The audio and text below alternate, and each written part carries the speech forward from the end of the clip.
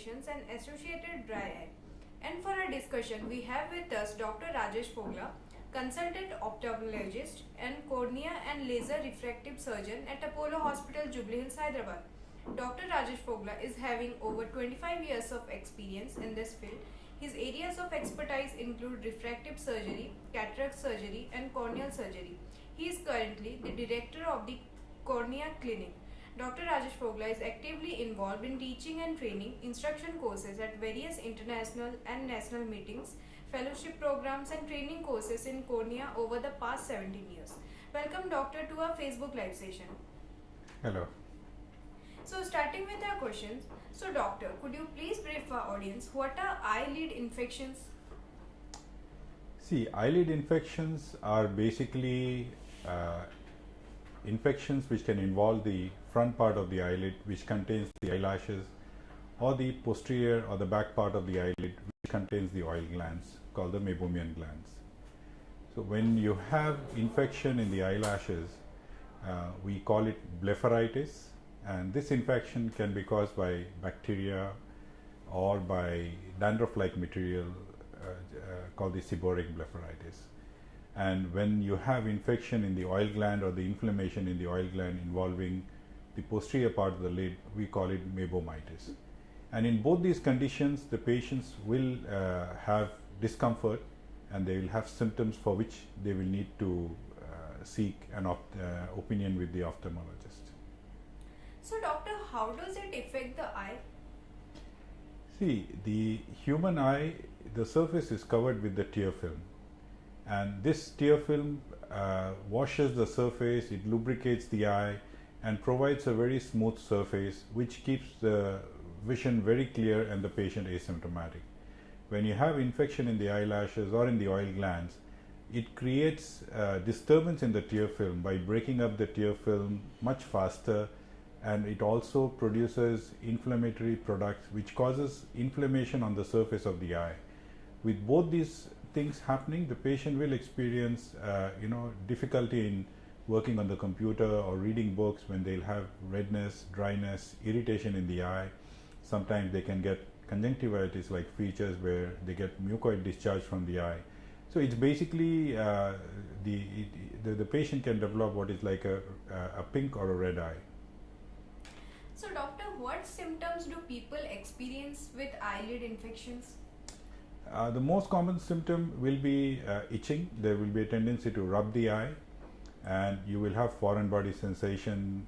You can have increased watering, and you can have mucoid discharge from the eye when you get up. And the eyes will not look normal. There will be a reddish appearance of the eye, which kind of makes it bothersome.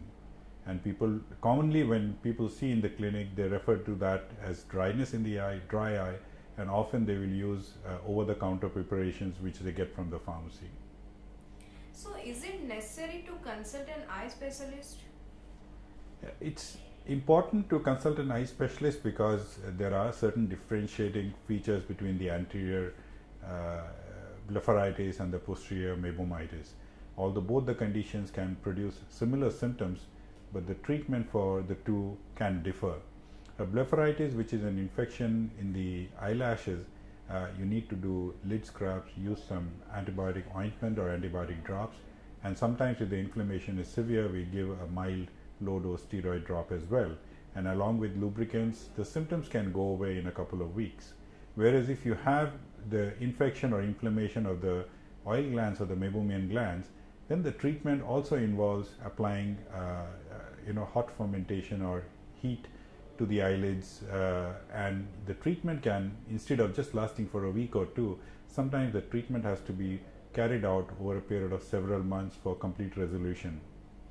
So it's important to visit an ophthalmologist to be able to differentiate between these two conditions. So, Doctor, how are eyelid infections treated? Well, as I mentioned, that the treatment depends on the disease severity and which part of the lid it's affecting more. If you get an infection in the oil glands, in the acute stage, you can get swelling in the lid, and it can present as a painful condition, what we refer to as a stye.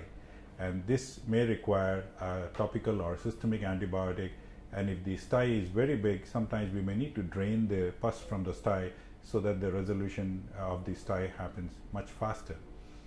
Chronic deposition of the secretions within the oil glands can also form like a lump in the oil gland, which we call as a chalazion, which is felt like a round swelling on the upper eyelid. And this is not painful, but you can feel it as a lump, and this can sometimes induce cylindrical power astigmatism, for which the patient may have a change in the glass power. Now, this condition, if it is not resolving with a simple medical therapy, it may require a small procedure, what we call as incision and drainage, wherein we make a small cut and remove the secretion that's accumulated inside. So I think depending on the severity and the extent of involvement, the treatment of eyelid infections can vary, and a visit to the ophthalmologist can definitely help in terms of providing the right solution and a permanent cure for the condition. So doctor, generally how can we prevent eyelid infections? Well, in the present era, we have everybody using one form of display monitor or the other. Either you're on the mobile phone or looking at the computer screen or reading a lot of books. So when you do any of these activities, your blinking rate goes down. When your blinking rate goes down, the tear film tends to thicken, the secretions tend to stagnate at the lid margin, which can result in blockage of the pores of the oil gland, and which can result in this infection of the oil gland. So maybe a good habit is to do some hot fermentation at night before you sleep. Take a towel, dip it in hot water, squeeze out the water with the hot towel, ferment your eye for 5-10 minutes. And also, if you feel that there are deposits along your eyelashes, or if especially for women, if they apply makeups, eyeliners at night before they sleep, maybe take a cotton bud, dip it in lukewarm water, and ensure that all the eyelashes are cleaned so that these debris don't remain, and which can lead to blepharitis or the infection of the eyelashes. So doctor, could dry eyes cause infections? Well, dryness in the eye indicates a disturbance in the tear film, and if the tear film is one of the defense barriers that prevents the infection from entering into the surface of the eye, namely the cornea. So if you have dryness in the eye and the surface is roughened, then you can develop tiny breaks on the surface, which can predispose you to catching an infection, especially if you are a contact lens wearer or if you are using over-the-counter steroid drops. So I think it's important that if you have a non-resolving dry eye, have a checkup with your doctor, and if there is, and if this is related to an infection of the eyelids, it can be treated and it can resolve your dryness symptom that you have been experiencing. So doctor, can dry eye syndrome cause swollen eyelids? Dryness in the eye basically makes the surface inflamed, and that inflamed surface can sometimes release inflammatory mediators, which can cause a mild swelling on the lids, which gives the eyes a puffy look. So, often people come and say, my eyes don't feel normal. When I get up in the morning, the eyelids are swollen. A quick resolution of that would be to apply an ice pack on the eye, which can cause this swelling to go away. So doctor, generally how long does it take for an eyelid infection to heal? Well, as I mentioned, that depending on the extent of infection and the severity, a simple blepharitis can resolve in 1 to 2 weeks time, whereas if you have like a sty or a chalazion, it may require a minor procedure for faster resolution. And if you have inflammation or infection in the oil glands, which we call as mebomitis, it may take several weeks for a complete resolution.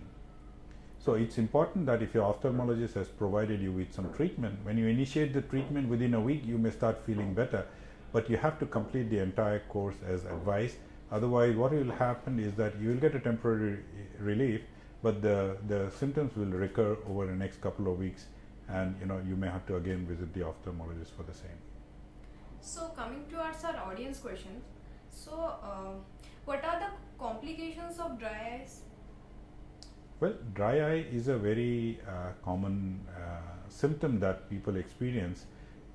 A simple dry eye can be because of this tear film disturbance, excessive use of the computer screen, like working long hours on the computer, and so there is no deficiency of tears. It's the stability of the tear film that's affected, and by using the computer for 30 minutes and then taking a break for 30 seconds, blinking more frequently in between giving rest. These are things that can help resolve the dry eye symptoms. But if you have dry eye because of deficiency of tear production, and sometimes this can be associated with joint pains and other symptoms, then that can compromise the ocular surface and predispose the eye to catching an infection, and sometimes you can have melts in the cornea.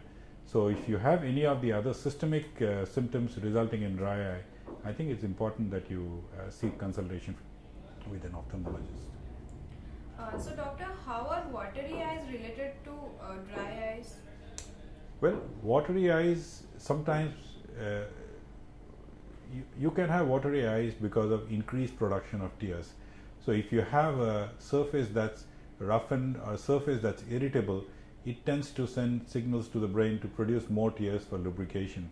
And you can have this irritation in the eye resulting in excessive tear production that results in watering. But watering in elderly people can also happen if the outflow pathway is blocked. So you have these tiny openings in the lids called the punctum that drains water from the eye to the nose. If these are blocked, then also you can get watery eyes and you can get discharge from the eye. So doctor, can diabetes makes your vision blurry? Well, yes, diabetes is a condition in which you can develop frequent change in glass power because of change in the characteristic of the lens within the eye. So that change in power can cause blurriness in vision. People who have uncontrolled diabetes can also develop early cataract, which can also result in blurring of vision. You can develop changes in the retina or the diabetic retinopathy, which can also result in blurring of vision. So I think a complete evaluation periodically is important to ensure that there are no diabetic changes happening within the eye, which can be treated on time and which can prevent permanent visual loss. So doctor, how to cure dry eyes permanently? Well, as I mentioned, that it all depends on the etiology of the dry eye. If it's a simple computer vision syndrome and mild infection of the eyelids, by doing a short course of medication which includes lubricant eye drops, maybe a mild antibiotic ointment, and if required low dose steroid drops, and along with that healthy habits like doing some hot fermentation, taking breaks when you're working on the screen for long hours, trying to blink a little more, and avoid finger eye contact. These are things that can allow a faster resolution of dry eye. But if you have systemic conditions which result in dryness in the eye, then you may require both a combined treatment for your systemic disease along with that long-term use of tear substitutes, which can resolve the symptoms of dry eye that you may be having. So can dry eyes cause blepharitis? Well, it's like a vicious cycle. If you have blepharitis, that causes the disturbance in the tear film and that results in dryness in the eye. But if the dryness in the eye is not treated, that disturbed tear film can further aggravate the blepharitis. So I think it's both ways. So doctor, someone has question. Dry eyes all of a sudden, like what are the causes for it? No, the common causes for dry eye, especially in the younger population, it can be related to the lid margin infections. So commonly in our practice, when we see patients coming with dry eye, they are mostly related to increased screen time. And when we examine the eye, we find that the oil glands, the pores are blocked, they are not functioning normally. See, what is the function of the oil gland? The oil glands in the lids, they provide the outermost component of the tear film, the oily layer. And this oily layer increases the stability of the tear film. And so if the oily layer of the tear film is missing, the tear film becomes unstable. That means every time you blink, till the next time you blink, the tear film does not remain as a single layer. It breaks up and creates dry spots on the surface that results in dryness in the eye. So if we can resolve this, then your dryness also goes away much faster. So can dry eyes also cause blurry vision? Yes, if your tear film is not stable, the surface is not smooth, your vision can be blurry, and that you will realize that if you have this kind of a symptom and you put in a drop of the artificial tears, you will find that the moment you put the tears, your vision becomes very sharp. So if you have a disturbed tear film, that like an unstable tear film, and the surface is rough, definitely the sharpness of vision is affected. So what is the newest treatment for dry eyes? Are there any latest treatment?